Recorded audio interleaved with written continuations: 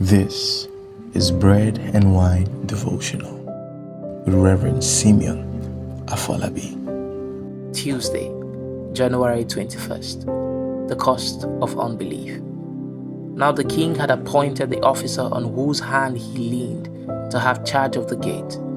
But the people trampled him at the gate, and he died, just as the man of God had said, who spoke when the king came down to him. 2 Kings 7:17. It is estimated that over 2 million Hebrews left Egypt after over 400 years of captivity. Of those 20 years and above in this large congregation, only Joshua and Caleb got to the promised land. The rest wandered and wasted in the wilderness.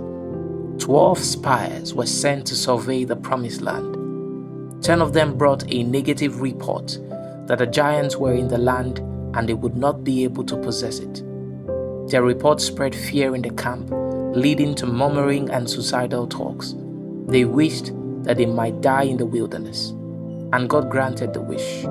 In our text, we read about the death of an officer of the king on the day that abundance returned to the land of Samaria. The man had whittled down the prophetic words spoken the previous day. Elisha had announced that within 24 hours, the cost of food items would crash.